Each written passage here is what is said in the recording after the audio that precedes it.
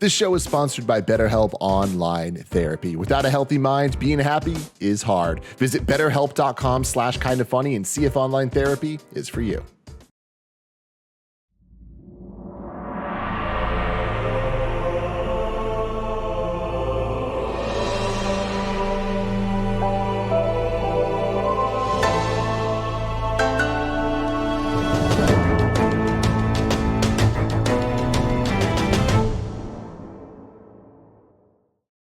What is going on, everybody? Welcome back to another episode of the Kinda Funny Xcast, your home for all things Xbox here at Kinda Funny. I'm one of your hosts, Snowbike Mike, and of course, I am joined by my two favorite people here on planet Earth. We're ready to talk Xbox and video games. Paris Lilly and Gary Witta. Gary, I'll kick it to you first. How you doing today? I'm good. It's been a long week. Just lots of stuff. But I'm glad it's Friday. I've come to think of the Xcast, we record this, as you know, late on a Friday afternoon. We drop it the following Saturday morning, but we record it late on a Friday afternoon. So this, for me, getting to talk to you and Paris about video games is kind of the perfect appetizer as we go into the weekend and hopefully kick back and play some video games. It's the best, Gary. I love getting to talk with you both at the end of my week. It's the end cap after a long, hard, fun week. I get to have some fun with you guys, talk some games, and then we put it all to rest and we look right forward to the weekend. And this weekend, we got a good one because Paris is wearing his jersey. That means he's going out to catch a big game. Paris, how are you doing today, my friend? I'm good, and I'll echo Gary. It's been a long week. A lot of stuff has been happening, and I'm definitely looking forward to this weekend. And yeah, my world champion Tampa Bay Buccaneers will be out here in Los Angeles at the brand new SoFi Stadium to play the Rams on Sunday. So I'm super excited. My son and I are going to go. So that should be a blast too. That's going to be a really, really good time. And I love that you and your son get to share that experience. You're going to go check out the brand new stadium, a crown jewel down there, which will be really cool. And your world championship Bucks will be there, which will be awesome. Now, do you think Tom will be waving out to the fans? Who are you most excited to see from that championship team? Believe it or not, it is Tom, just for the sense that I've never seen him play live. So this will be my first time. And, we all know, he's the GOAT. I mean, he's the greatest quarterback ever. So just to be able to see him play live is pretty exciting. I would say my favorite player on the team, period, though, is Vita Vea. I love that dude. I'm sure people up there in Seattle, University of Washington, know all about him. But that guy, he is an absolute monster on the defensive line. He's just my favorite Buck, man. So I can't wait to see him play. It's gonna be a lot of fun. Sounds like a great weekend ahead for you, Gary. We got a lot to talk about. We got some hot, spicy news fresh off the presses. I thought as I prepped up the week, I was like, man, it's gonna be another slow week. We're gonna have a fun side topic. We'll just get to know each other. We'll talk about Xbox. No. We got some news late Thursday afternoon into the evening. So we have some fun stuff to talk about. Before all that, let's jump into it. Of course, this is the Kinda Funny Xcast. We post each and every Saturday at 6 a.m. West Coast, Best Coast time on youtube.com/kindafunnygames, roosterteeth.com, and of course on podcast services around the globe. A new fun one for you. Guess what? The Kinda Funny team is now Epic partners. That's right. We are now teamed up with Epic, and now we have an Epic creator code. So anytime you go out with your family to go buy V-Bucks, or if you're going in the store inside of Rocket League, please consider using our Epic creator code KindaFunny at checkout. There's no additional cost to you. You can support the Kinda Funny team in a new way, and we get a piece of that revenue, which is really, really great. So thank you all so much for supporting us with our Epic creator code. Once again, that is Kinda Funny at checkouts. Of course, a big thank you to our Patreon producers for the month: Tyler Ross, the Kinda Funny Destiny 2 PC clan, Julian the Gluten-Free Gamer, Alex J. Sandoval, Techie Haas, James Hastings, Casey Andrew, Elliot, and Brian Ward. This week, the Kinda Funny Xcast is brought to you by ExpressVPN, Upstart, DraftKings, but we'll talk about that a little bit later. Let's jump right in. Paris and Gary, it's a fun one because this is actually number 3 of, hey, Mike, we taught you about Friday afternoon / evening of dropping sometimes bad news, sad news, and this is how we get away with it, and you forget about it into the weekend. Well, this time it's our third time talking about this situation, but it was on a Thursday night. So let me give you the rundown. Of course, on Thursday night, it was announced that the team over there at the Initiative is going to get some help, some backup from another studio for their first title, Perfect Dark. So it went like this, announced on Thursday night via Twitter from the Initiative. Tweet number 1, Perfect Dark updates. We are partnering with Crystal Dynamics, the world-class team behind character-driven games such as Tomb Raider, to bring the first-person spy thriller to a new generation. The follow-up tweet reads, the teams couldn't pass up the chance to work together. We're still in early development, but incredibly excited to use the unique opportunity to deliver on this vision for Perfect Dark. Of course, on the opposite side from Crystal Dynamics, they tweeted out, we couldn't be more excited to join forces with the Initiative to bring Perfect Dark to a new generation of gamers. We thrive on reimagining epic heroes and can't wait to realize this first-person spy thriller together. One final tweet from Crystal Dynamics read, we're thrilled to add Perfect Dark to our development efforts alongside Marvel's Avengers and Tomb Raider. So guys, some big news, some kind of mind-boggling news, some excitement news, some maybe worrisome news. I mean, it was the full spectrum on a Thursday night after this announcement. But I got to ask the simple question as we jump into it. What the heck is going on over at the Initiative? And is Perfect Dark in trouble? Why do we need help? Harris Lilly, you broke it down on a great Twitter Spaces early after that announcement. Give me your thoughts now that it's been 24 hours. We've been able to sit, chill, really digest it. Is this a problem? Is there a big issue here? You know, that's funny. You were in that Spaces. I didn't know you were in there. But, you know, I had tweeted out when I first saw this. I just said, at first I'm like, I don't know how to feel. And then I'm like, I feel concerned. And I saw some of the comments that people were like, you're out of your mind. What are you talking about? Why are you concerned? This is ridiculous. Why are you worried about this? So I was like, okay, let's hop on the Twitter Spaces. And, I gave my concerns, and I had some people come up. Shout out to Mick, nanobiologist, one of our Patreons. He jumped in there. And, I wanted to understand how people saw it, the different points of view. And it was great to get those perspectives, because I by no means know what the hell I'm talking about. I'm just giving my raw, immediate opinion, because when I saw this, my thing was, wait, why? I go, isn't the Initiative supposed to be the crown jewel? You built it from the ground up. Microsoft Game Studios, quadruple A, studio to make these games. And Perfect Dark, you would announce, was going to be your first title. There was already talk about it had been playable. Phil Spencer went down there to go see it. All this stuff, right? So when you then hear that a studio of the magnitude of Crystal Dynamics is coming in to quote unquote partner up with you to deliver this game, I'm like, wait a minute. Is it in development hell? Did they run into an issue? What's going on?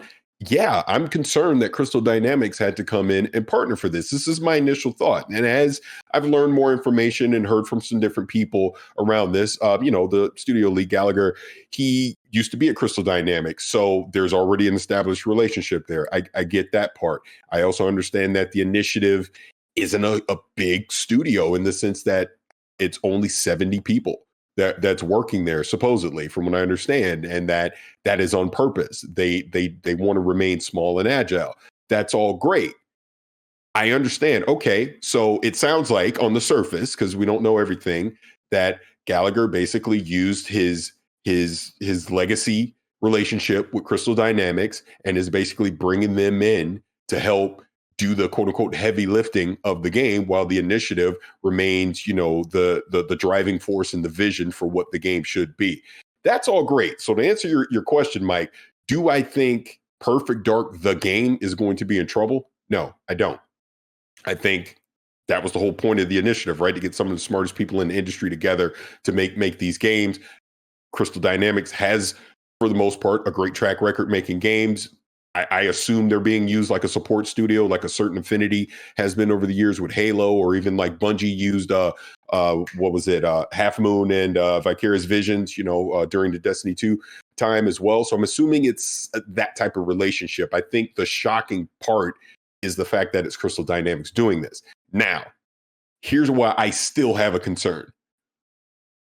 What happens with Perfect Dark 2? What happens with the next game the Initiative wants to make, right? Is this the cadence every time now, that you're quadruple A studio that has these grand ambitions because they're going to remain small and agile always needs to reach out to a big support studio to help them create their vision and deliver their game? Is that the model that they're going for? It just seems a little unorthodox. And I understand that a lot of studios have other studios come in to help them with assets and things like that. I understand that's not an uncommon thing, but you also don't see what is considered a AAA studio to be this small and allegedly would always need this type of support no matter the game that they're making, unless they're making a smaller game. So that just gives me pause on it as far as what is the point of the initiative. I would love to see Microsoft get out in front of this and talk about it more, make us understand the relationship with Crystal Dynamics, make us understand what the purpose of the initiative will be beyond Perfect Dark, right? Just so we understand what's going on, because like you said, Mike, this came on a Thursday after the Nintendo showcase, and you typically, if this was considered great news, you would think this would be Monday morning, Xbox Wire, everyone celebrating about it. And I'm not saying there's a right or wrong answer here, because I know I appreciate what a lot of people have explained to me to get me to understand. And I don't think the game's going to be bad by any means. It just seems surprising that the initiative, the first game that you're ever going to put out, requires this type of support to do it. Just seems surprising to me, I guess. So we'll see how this plays out moving forward. Gary Whittle, I'll look to you. What were some of your initial thoughts when you saw this tweet go up late Thursday evening? And what's your breakdown now after about 24 hours of sitting on it? I'm kind of neutral on it. This is one of those topics where I just don't know enough about what's really going on to be able to come in with a hot take. If I can't have an informed opinion, I'd rather not have one. And there's just, all I can really talk about is all the things we don't know. We don't know how far along the game is in development. If the game is still relatively nascent in its development timeline, bringing in another studio to partner isn't that necessarily, negative a thing. It could be a positive additive thing, two heads are better than one, and all of that. If it were it the case, as many people seem to be speculating, the game is like well down the road in development, and Microsoft don't like what they're seeing, and they think, well, we need to bring in some extra, skills and talent here to right the ship. It could be that. It might not be. We simply don't know. Bringing in, on the one hand, studios, big AAA development studios, as the initiative, is supposed to be. Work, subcontract out to other studios all the time to provide animation, graphics, sound, physics, all kinds of things like that. But another AAA studio coming in at seemingly now, like who's running the show, I can understand why, this is exactly the kind of news. This is perfect fodder for podcasts like ours. I'm sure there'll be lots of podcasts this weekend are all going to be, indulging in the same speculation. But that's all it really is, speculation. We just don't know. Another big studio's coming in. Certainly, if, for example, let's say that like 3 months from now, Sony announced that Naughty Dog was coming in to help Insomniac on Wolverine, you'd be like, what the fuck's going on? Don't Insomniac have this covered? Like, why would Naughty Dog need to come in and help? I don't think this is like anything necessarily like that. But it's interesting. I think but I do think we have to make room for the possibility that this is just additive. Maybe Crystal Dynamics had some, bandwidth free up, expressed an interest in it. I think, this can make the game even better. We just don't know. So I would come down on this ultimately on the side of what Paris said. Is this really like a cause for concern, or is there a substantial reason here? Do we have enough evidence? Do we know enough to think that the game might be in trouble? No, certainly not. I think it'll be a while before we have enough information to really make that judgment, and that's going to involve, I think, actually seeing the game. So I think you can spin this any way you want it. You could spin this positive, you could spin this negative. Another studio's come in. We just don't know if that necessarily is for a good reason or a bad reason.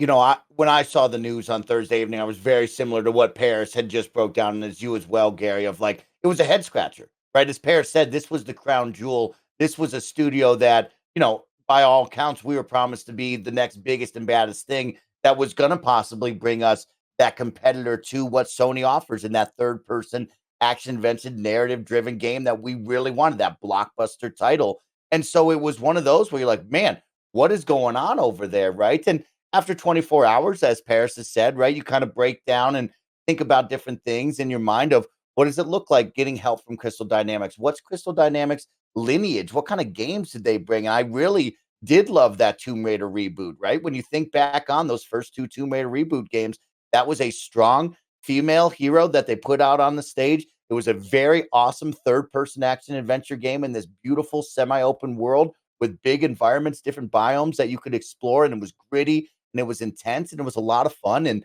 I think when you look at it now, it does lend to a really strong support here that this partnership could go a long way and make for something special. Yeah, it's going to be first person, and we'll see what that looks like. But I do like this pairing right now after 24 hours of sitting on it. But I want to circle back to something that Paris talked about, and that was the phrase that this team came out with when they first announced the initiative, and that was staying small and staying agile will actually be our strength. That was kind of like the tagline that they put on this. And Paris, you brought up a really good one of like, what does this look like now in the future, right? We get to see Daryl Gallagher kind of lead on his former team of Crystal Dynamics and probably went to Phil in the squad and said, hey, let's call him up. Let's work with the people I know. We can really knock this out of the park.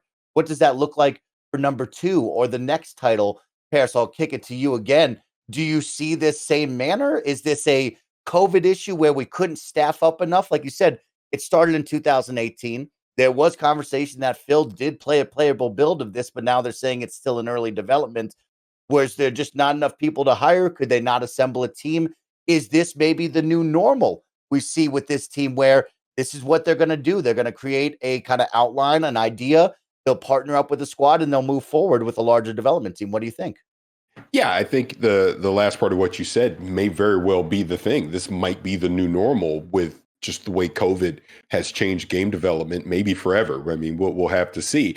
And it could very well be a staffing issue. It could be that maybe they can't get the resources and the skill sets that they need, you know, in enough of a time because of the way COVID, people are working remote and the train, just everything that goes involved with that, where you already have this established relationship with a big studio like Crystal Dynamics. You basically outsource to them, you bring them in again to do the heavy lifting of some of the assets and just everything that a big studio would be able to do that has that type of manpower. They're already used to working remote at this point, you would have to assume. And maybe we know they're working on the Avengers. Maybe there was a gap there. Maybe there was a few-year gap there where they can lend, 100 people or so, whatever the case may be, right, to be able to work on Perfect Dark and deliver the back end stuff, the not so fun stuff that makes up a game, while the initiative leads the vision, the creative vision, and obviously,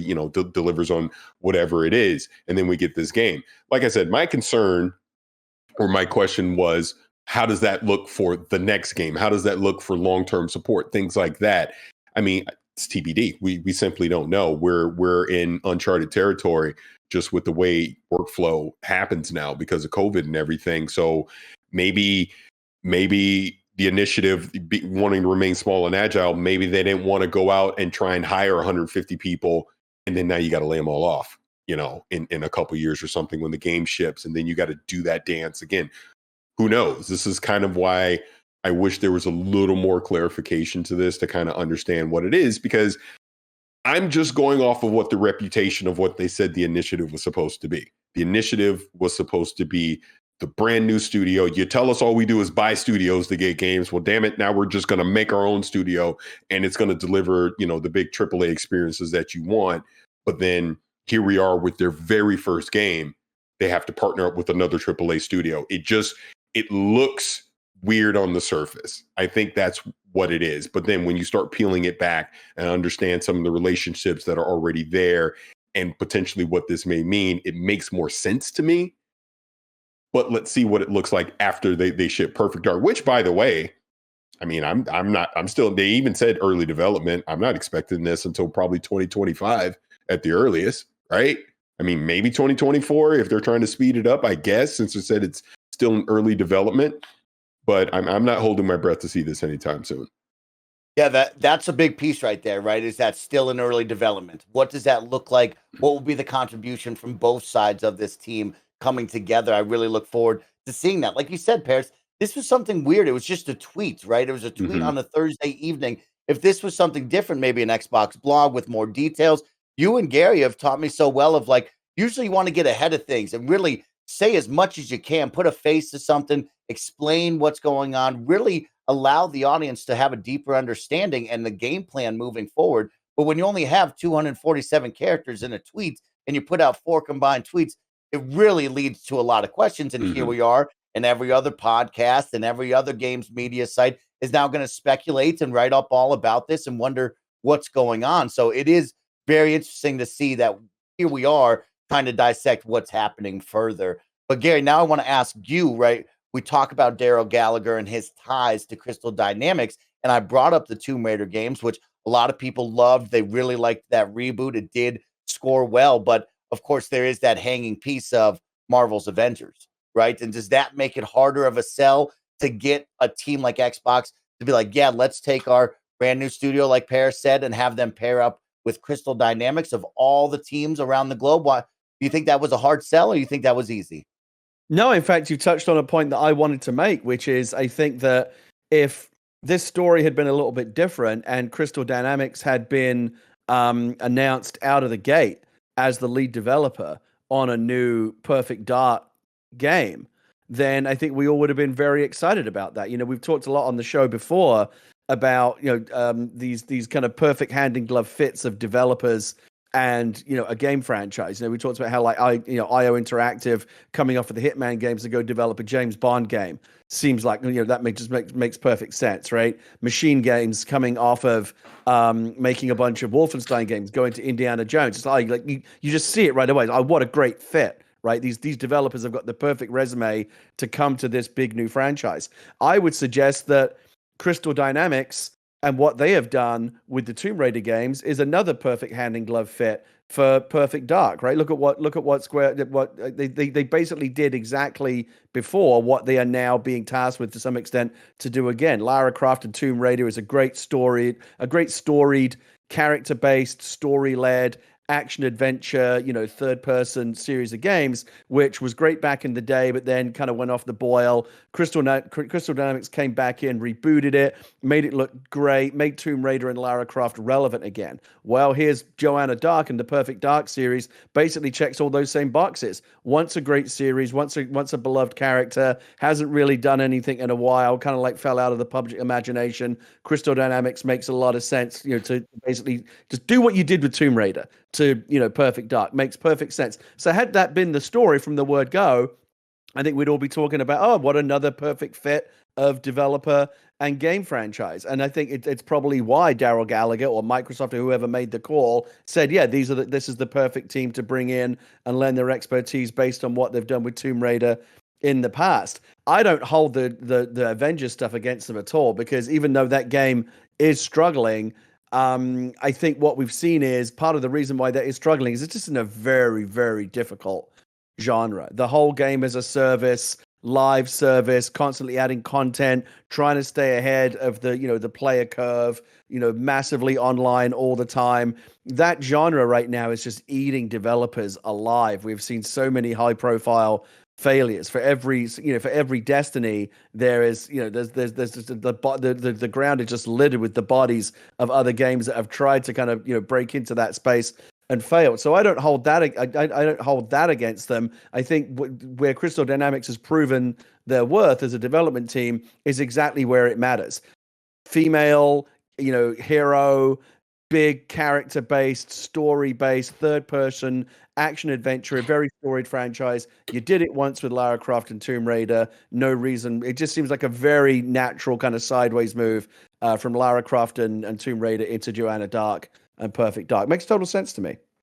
Yeah, carrying off of that, of course, as Paris hosted the Twitter Spaces yesterday and got the voices of all of his audience and all of the community out there in the gaming world, I went to Twitter as well and I said, hey, I want to hear your thoughts, right? Because it's easy for us to quickly knee-jerk react to things, but it is nice to hear everybody's thoughts and feedback and come together. And there was a couple ones I wanted to highlight on the good side, right?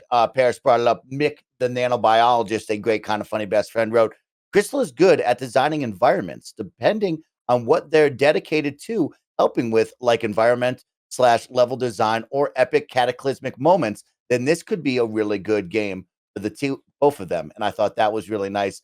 On the bad side, here's one I wanted to read up. From Justin S. Partnering with Crystal shows a lack of confidence in this quadruple A studio. Also, partnerships with Crystal shows exactly what the game will look and feel like, and that's unfortunate. Was hoping for something fresh from a new group. Paris, I want to kick it to you. Does this instill a lack of confidence in this quadruple A studio, quote unquote, right? Me as the consumer, everybody in the gaming world, we look at this. You've brought it up, the crown jewel, a brand new team that they formed, that they created. When I hear this partnership with Crystal, should I have a lack of confidence? Should I be worried? Should I think, man, this studio is not going to be the next Coalition? The studio is not going to be the next Ninja Theory that's going to make these big hits that we're going to love from this point forward? I would say no to that. I don't think this causes a concern to now question the validity of the initiative as far as being able to deliver a high quality experience. Again, it's, we already talked about it before, but it was surprising to see how this partnership came about versus the actual partnership itself. I mean, you still have to assume that this game is an initiative game. They're leading the project. This is their vision. So let's see what it is, when we get the final product. Again, we probably don't even see gameplay from this for at least a couple more years, at the earliest, right? So I think this is way too early to just assume that now the initiative can't be the quote unquote crown jewel studio. It's just, like I said before, the fact that you were purposely remaining small, you like I said, small and agile. What does that mean moving forward? Again, is this a new normal where you outsource some of the things that you're trying to accomplish to another studio that has the manpower to be able to accomplish it? But this is still your vision. This is still your game that you're delivering. We'll simply have to see. I mean, we don't know. Like I said before, I just hope we get some more clarification on it, because I mean, obviously we're just spitballing and assuming at this point. Yeah, we are assuming and speculating. It's kind of interesting. You've brought up a couple cool points that have really got me thinking and excited. Of like, we've seen Xbox try some new and innovative things in the gaming space now, right? And now we look at this big portfolio of development teams, and there's a lot of them and a lot of great men and women working on some really cool titles. And now you talk about this team that's staying small and agile and the ability to work with others or contract through others' teams. What could that look like in the future really has me excited, right? Is this some sort of proof of concept? Could this be the new normal for this team right here, where they're always going to be small and they'll lean on one of the other 23 Microsoft studios to create something really, really cool? Agreed. I got to pull in my Destiny roots on this, right? So I even look at Destiny 2 with Forsaken, the fact that High Moon and Vicarious Visions had a high, like the Tangled Shore, I think Vicarious developed or whatever. But the whole stuff with the Dreaming City, all those assets, when I look at that, I'm not looking at it going, well, this isn't really a Bungie game now because they had two other studios helping them do it. It's like, no, this is still Bungie. This is still their vision. This is still the game they wanted, but they obviously got two other studios to help them be able to create these vast environments and these other assets. And I forget which raid Vicarious had a heavy hand in. It was either that or one of the dungeons. The point is, just because another studio comes in doesn't mean that takes away from the vision of the original studios whose idea it was. Like, even as an example, Destiny 2 Vicarious is the one that created the PC version of that game too. So we just simply don't know what Crystal Dynamics' role is with Perfect Dark. So I'm just going to lean towards, this is still the initiative's game. It's still their vision. And, once we actually see it, and maybe if we get more information, we can judge accordingly at that time. Let's take it to the next step. Let's talk about Perfect Dark, the game as it is right now. We know it is going to be a first-person shooter. It will be a really cool spy espionage story, hopefully a big blockbuster hit. But now that we know it's a first-person shooter, we're going back to the lineage that was Perfect Dark and the follow-up right there. Are you both pleased? I think, Paris, you said something that really resonated with me a week ago when we talked about the Marvel games and we talked about superheroes and what Xbox needs and doesn't need. And you said something really well said of like, let the studios create what they want to create. They're going to create something great. We don't need to push them into something right there, right? And I think that was one when this team was first announced, everybody wanted or thought and assumed that we would get that third-person action-adventure, narrative-driven game that would compete with the likes of The Last of Us, the Uncharted, over on that side on PlayStation. And now we know that this is a first-person title. As we look forward here, do we think that takes away from that vibe? There's a lot of first-person shooter games over here on the Xbox side. We get a lot of cool storytelling through first-person, but are we pleased with that? Is that the way we want it to go? Do we think, man, that third person could have added something a little bit different to the mix? If you're asking me again, I would. I'm indifferent because I don't mind a first person shooter, right?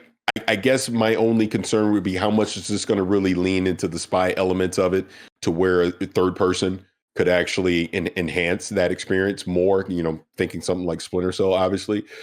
I tend to side on, let's just wait till we actually see it in motion before, we judge it. But I mean, obviously, there's a ton of first person shooters out there. This will be another one. But again, I don't think this one is coming out for a while. So, we'll just have to see at that time.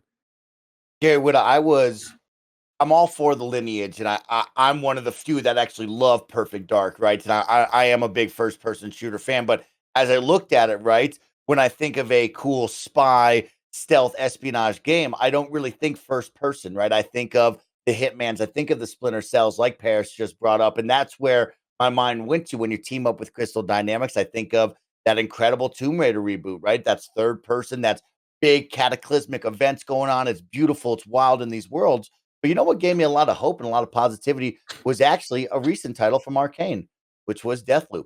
Deathloop has a lot of stealth.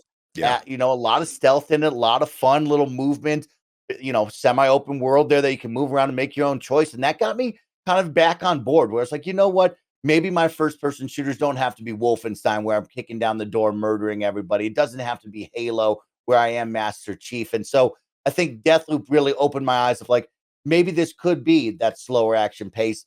You and I, Gary, we've bonded over Perfect Dark before. When we look forward to this, what do we expect out of this Perfect Dark? Do we expect just the campaign? Do we expect a co-op campaign? Do you expect multiplayer? Because these are all pieces of Perfect Dark when you look back on the lineage. What are you expecting out of this when we look forward? I swear, Mike, you must be reading my mind this week because it's the second time now you've directly anticipated exactly the point that I was waiting to make when my turn came around. Because what I wanted to talk about was how, again, just in general, we're all way out over our skis on this right now. We've got a couple of tweets and we've turned it into like a feature length, That's what we do. Odyssey. And again, that's what we do. That's what everyone does, right? This kind of stuff is is fodder for the hot take media industrial complex, right? We love this, right? This is all the podcasts are talking about this, right? Making a big meal out of this news because it is potentially very juicy. But again, we know so little. And one of the tweets or one of the comments that you referred to earlier is what got me thinking about this. Someone saying, "Oh, because it's Crystal Dynamics, we know just what this game's going to look and be like." No, we don't. Give these guys a little bit of credit. We don't know. And exactly the point I was going to make, you touched on it exactly with Arcane and Deathloop, right? Arcane as a studio made its name with the Dishonored games. But then when Deathloop came around, yeah, you can see some of the Dishonored, kind of gameplay DNA there, first person, story based. There's a lot. There's some points of commonality, but that game has a totally different aesthetic and a totally different vibe than Dishonored. Dishonored was very kind of like clockwork, pseudo Renaissance, steampunk, we very, call it very whale cool vibe. punk, all right, Gary? It's Whale punk. That's right. I remember now. Whale punk. I remember it very well. And you go from that to this kind of almost like throwback 60s camp kind of James Bond, No One Lives Forever kind of vibe with Deathloop. Almost puts me in mind of that vibe, of Team Fortress 2. Totally different aesthetic, totally different vibe. First person, yes. A shooter, yes. But built around, a completely original and very innovative gameplay gimmick that everyone's super excited about right now. So if Arcane can go from Dishonored and build on that foundation to, really surprise everyone with Deathloop, who's to say Crystal Dynamics can't do something similar? We have no idea. Perfect Dark was built on a first-person foundation.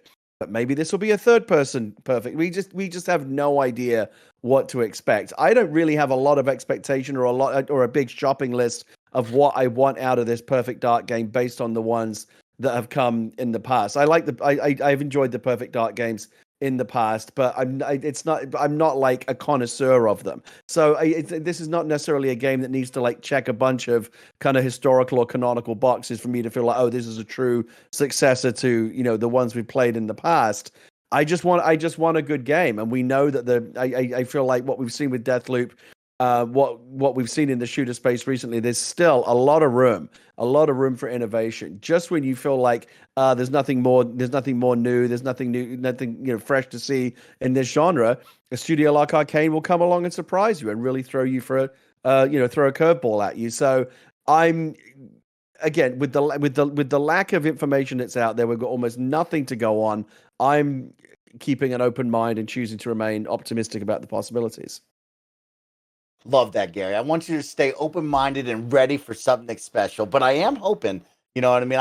I think we'll probably see just a very well done single-player campaign here. But I am hoping for a little co-op, right? I'd like to get with my squad and have some fun on a little co-op situation and maybe some multiplayer offerings. But I want to end up this conversation with one more thing. As we talk about partnerships, we talk about collaboration, and that was a big one. As it seems, you know, this has always happened, but it's come to more of the forefront throughout the years of COVID, where we've talked about like, hey, there's 23 teams in this, and they're all so incredible. Instead of just keeping them in a box, let's let them mix and mingle. Let's let them help each other out. And that's really come to the forefront and out in the public as of late.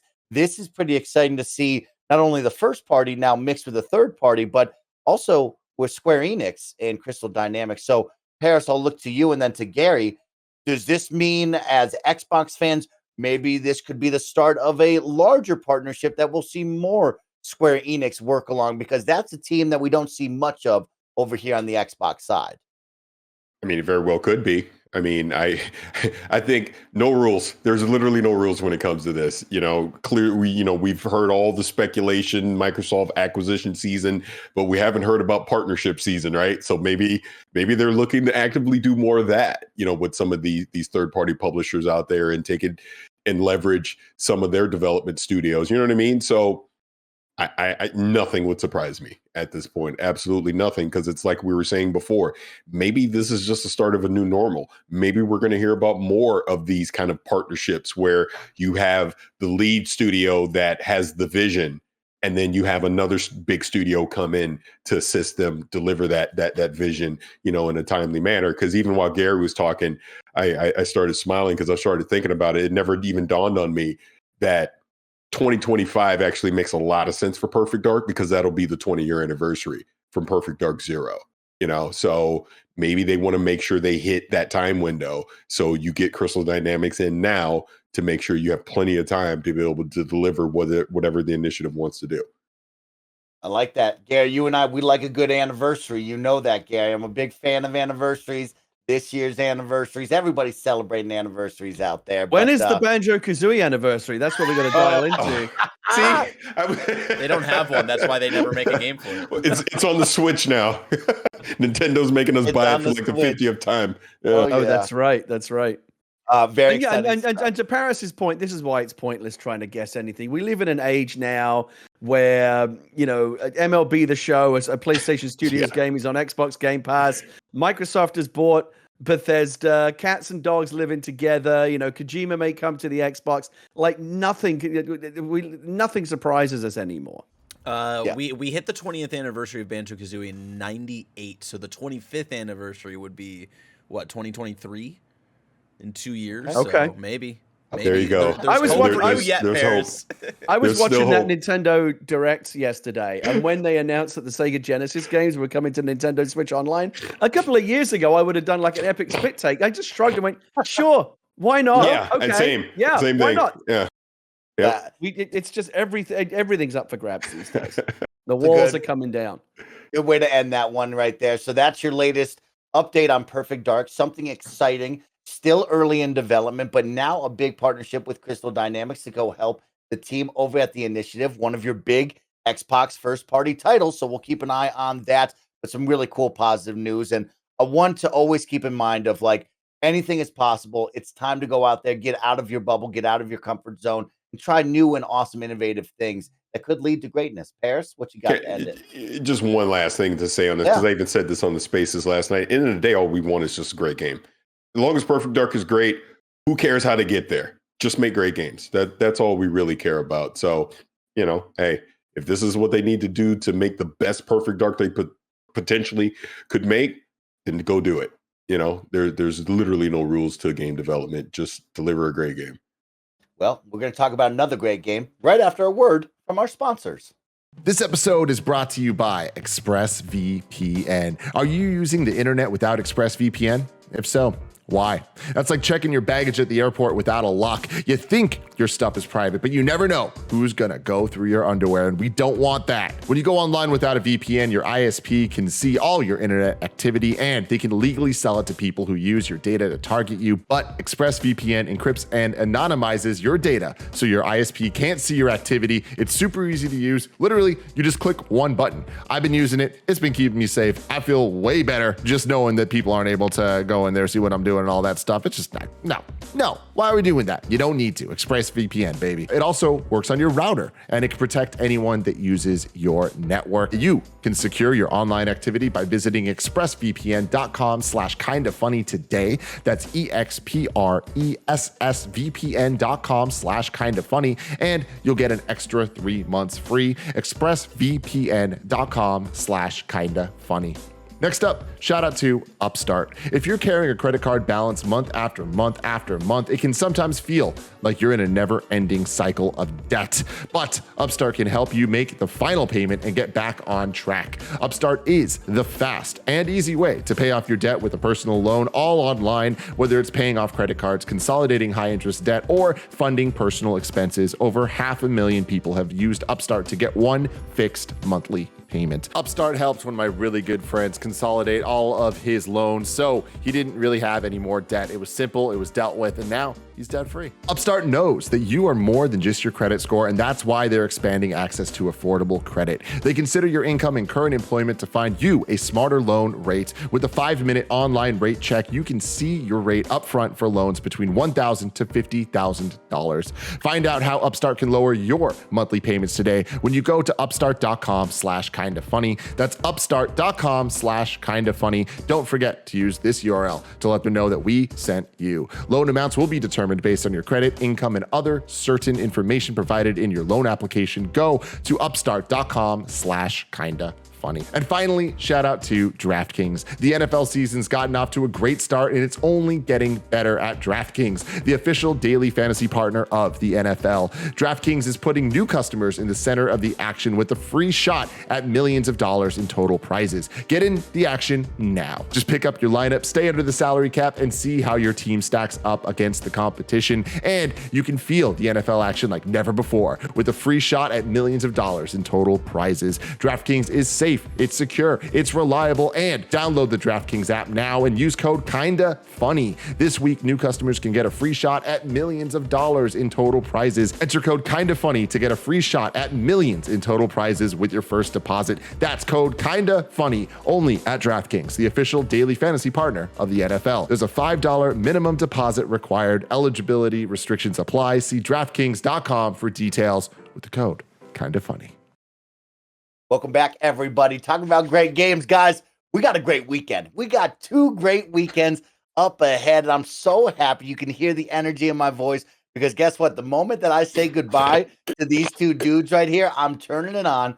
The Halo multiplayer flight is now live. We have 2 weekends coming at you, and I know we talked a little bit about it last week, but we got to talk about it to end the show this week because now we have the full breakdown for you. We have the full breadth of what players can expect, and the fun is about to begin. And Paris and Gary, I got to tell you, I've been in a gaming slump ever since the first Halo flight went away. I have been in this weird, funky mood where nothing could bring me joy on the sticks.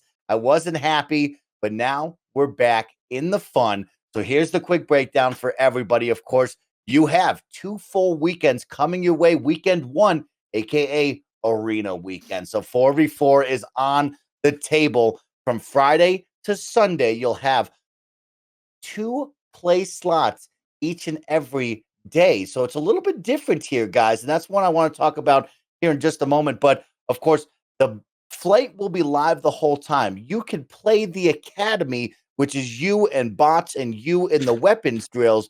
But for you to be able to play 4v4 Slayer Arena, you will only have 2 time slots per day, which will go from 10 a.m. to 2 p.m.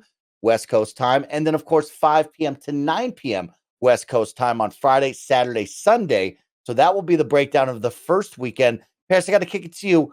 Interesting on the time slots, or is this the right move? Because for me, I want you to let me out of the cage. I just want to play forever. Is this holding me back? Are they doing the right thing to get more players? What are they doing here?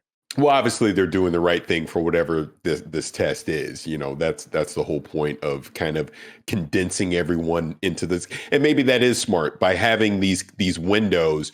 You know, you're going to kind of get everyone into there at once versus people being spread out during the day, right? Because I'm sure they're probably trying to stress test the servers as well to just see how many people they can hold at capacity, right? So that's the whole point of this. They've been clear since day one. This is a technical test. This isn't some secret beta to get you to buy Halo. This is so they can make sure they have the best multiplayer possible on December 8th. So no, I think it's the right thing. And they've been front and clear about the windows and what you can do outside of those windows. And I think that's fair. That's one thing we got to keep in mind is right. This is a test. This is for us to take some notes down, for us to provide it to the development team over at 343, and then they can attack those bugs before the launch on December 8th, because we're expecting a big launch here and something that we're going to get into in just a little bit. I'm going to sell Gary on the launch of Halo multiplayer. I'm going to get Gary pumped up to become the best Spartan he can be, because they shared a really great Inside Infinite blog with the multiplayer team. And then they even had a live stream for a little bit over an hour talking with a number of that multiplayer teams about different aspects of what we can see from this flight and things to get players like maybe Gary or even veterans like myself and Paris to get excited about, because there's some really cool features coming its way. But then weekend 2, the crown jewel of Halo, Big Team Battle, aka Bigger Team Battle, is on the way. That's right, same rundown. Of course, it will kick off on Thursday evening. The flight will turn on. You can play against the bots. You can prepare yourself with the academy and weapon drills. But then on Friday, Saturday, Sunday, the same thing goes down. 2 time slots to play on, 10 a.m. to 2 p.m. West Coast time, 5 p.m. to 9 p.m. West Coast time, for you to be able to matchmake against other players. And of course, what we all want to see, big team battle. So that has been the rundown of times. I want to give you the awesome features and the offerings of what we'll see right here. And this is something I want to kind of dive deep into with Gary and Paris here, because what I'm reading here, what I'm seeing from the team, what they're talking about is something really special. Something not only for Halo players, but for first-person shooter multiplayer fans alike. I think this is going to be something where we talk about maybe Halo being one of the best multiplayer offerings ever with what they're putting in their feature system. So, Gary, for you, I know you're my novice Spartan out there. You're ready to hot drop with me, but you don't want to get shot in the face all day. And that's totally all right, Gary, because they have what they call the academy. And we've talked about the academy before with the weapon drills, but now they've expanded and talked about more of the offerings. So for new players or players that want to shake off the rust and get warmed up before their games, they have a tutorial section, they have weapon drills, and now what they're calling a training mode, where you alone can jump into a match on any map. You can set your bot difficulties to any difficulty you'd like to get yourself warmed up. And what's really cool, Gary, and I hope you try it over these next 2 weekends during this flight, is they have a full training menu options menu where you can set anything you like, from no need to reload. You can set yourself to invincible. You can set where you can see all the players on the map at all times, so you know where the bots are running, and you can prepare for shots if you'd like. You can pick what weapons you have in your hands at all times. You can pause the game. You can restart the game. You can reset the levels of the bots whenever you want. So really, really cool training mode. And that's something that I thought would really resonate with you, but also resonated with me, because I think every time we go into these big Inside Infinite blog posts, they talk about the pillars, why they're doing this, what leads the team to greatness in creating this. And they talked with Tom French and they asked him, what are the pillars of Academy? Why are we doing this? And so the 3 big pillars, Gary, that resonated and I want you to know about is, number 1, give players a way to learn about maps and systems without the fear of being shot in the face by other players. Players' desire to play a multiplayer experience is often at odds with how good the community becomes at the game. Even dipping one's virtual toes into matchmaking brings a lot of anxieties to new players trying to get into the game once the game has been released. Academy gives multiple outlets for players to better prepare themselves and even fall back into if they need for more practice. The next one, provide tools to learn core mechanics and provide pathways to mastery through crafted, fun, replayable, bite-sized experiences. And finally, give context for multiplayer Spartans within the greater Halo canon. So really, really cool one. And Gary, I wanted to get you excited about it because now there's a way for you to learn. Instead of me and Paris just tactical crouching on your dead body, running you over with the warthog, grapple jacking you left and right, you got a chance to kind of get warmed up and learn. Does this do anything for you as, we'll call you a novice? I know you got game, Gary. I've seen you in PUBG before, but does this get you excited in any way, shape, or form to give it a try? Yeah, absolutely. And that was, and again, that was one of the first points I wanted to make. I just wanted to correct you just on a pedantic point there. You referred to me as a novice. A novice suggests, I think it's suggested that someone who hasn't had a lot of experience with something or is fairly new to something. Plenty of experience with Halo. I've been playing Halo since the last 20 years. Since Barrett was before Barrett was born. I just suck at it. It's not that I haven't played it a lot. It's just I have played it a lot. I've played it enough to know that I'm very, very bad at it. So the idea of an academy, the idea of a place like a training ground, a boot camp, whatever you want to call it, it's actually something that they added to PUBG. I don't play anymore, but I used to play PUBG and I struggled with it because again, the only way to play was to get thrown into a live snake pit with elite players, and you would get camped and killed so quickly. You never even had the chance to develop any skills. There was no breathing room to get good at the game. And they did eventually, I think, respond to player requests by adding, you could play with bots. There was like a weapons range where you could at least get familiar with the weapons and things like that. So you had an opportunity to kind of learn the game and at least get your feet under you on your own terms before you would start to go get slapped around by other players. So I think not just for people like me that suck at Halo, but for many, many people, again, we've talked before about how important it is to get new people to come to. This can't just be like for the existing Halo player base. They have to win over a new generation of fans. Any kind of onboarding where you can teach them the systems, help them, pick up the basics before they go play against real players, with this, scalable bot difficulty, all of that kind of stuff is super, super helpful. And I totally, totally welcome it. It's music to my ears. I'm sure I'll be making use of all of those systems and services.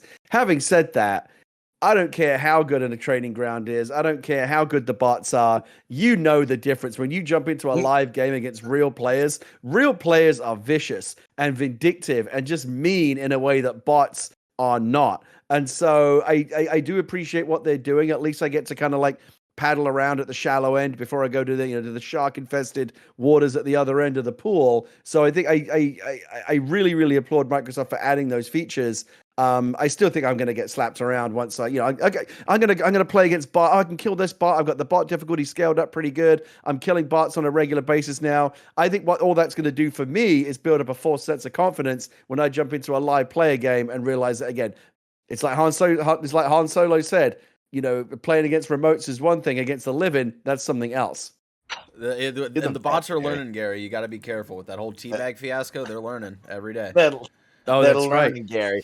I love it. I guess we shouldn't say novice, right? Should we call it noob? Gary, I didn't want to go noob on you, but I guess I'll go noob with you. You just say crap. Just say I'm crap at Halo. That's fine. Now, Paris, I'll turn to you because there's some really exciting stuff from the Academy to the Battle Pass to being free to play on all these different systems.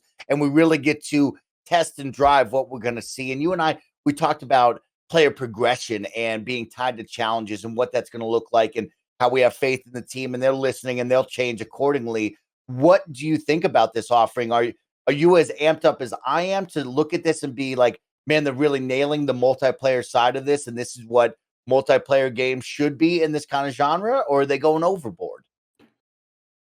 Yeah, I mean, I'll not go as far as to say they're absolutely nailing it, but I mean, I like the direction that they're going. Obviously, it's still TBD until we get the final product to truly judge it. And like you said, the big key is going to be that they're listening to the community as far as adjusting anything that's working or not working. Hello, Bungie and Trials.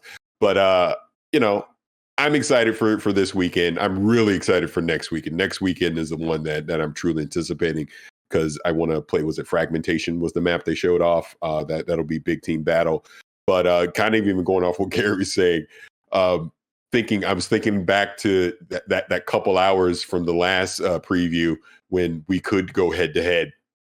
And we had been playing all weekend against the bots, and you kind of started getting used to just playing the bots. And all of a sudden, when it was a real person on the other side, completely changed everything. So nothing will ever replace the human element as far as that goes. But I think just back to your point, yeah, I do like the direction that they're taking this. I mean, obviously, we're not 100% on board with the direction that they're using for the battle pass and XP and the challenges and all that, but let's see it play out in real time before we criticize it or praise it, because I think it's either going to go one or two ways. It's either going to be fan-freaking-tastic or it's going to be a disaster. I really don't think there's a middle, and I just hope, and I think they will listen to the community, when as that happens, and like I said, they can adjust it accordingly.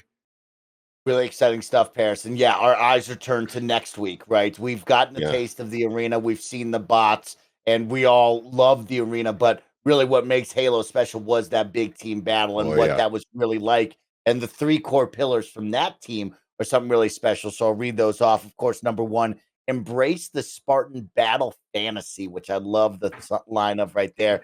Empower player types to thrive. There are many different player types of players in the Halo ecosystem. We want to encourage everybody to be their Spartan, whether you be a pilot driving around in the Ghost, or maybe you're the Warthog wheelman, or maybe you're the objective hunter. They want to make sure you feel like you're part of that game. And then, of course, unleash the Halo Infinite sandbox, which I'm really, really excited about as we talk about these Pelican drops. And then they showed off something. If you're an Apex player, you're going to know what I'm talking about, but they showed off something that was very similar to the vault in Apex Legends, which is going to be kind of like this little area where your AI can bust through a Forerunner door and you can go into a small vault-like situation where you can get powerful weapons and different accessories for your arm or for your Spartan when you get out into battle, which is going to be kind of fun. And I love the idea of sandbox. That was something we talked about with Battlefield and how excited we're getting into that sandbox. And it's cool to look at this sandbox and what they can do to really make the players feel like they can have fun and play in it. So 2 big weekends, a lot of Halo fun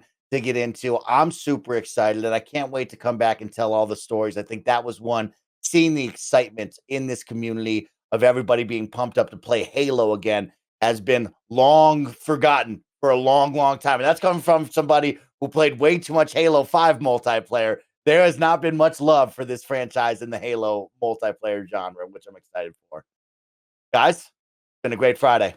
It's been a short, easy episode, but we talked about the initiative in Perfect Dark. We're excited to play Halo. I got to leave you too because I'm turning on Halo right now. Of course, if you're in the comment section down below, give us some of your favorite Halo stories from this tech test. We can't wait to see you out in the arena. Hopefully, we can go tactical crouch Gary together and beat up on him and have some fun with him. But it's going to be a great weekend ahead. So as we always say, be good to one another, play a bunch of video games, and have a good one. We'll see y'all later. Peace, everybody.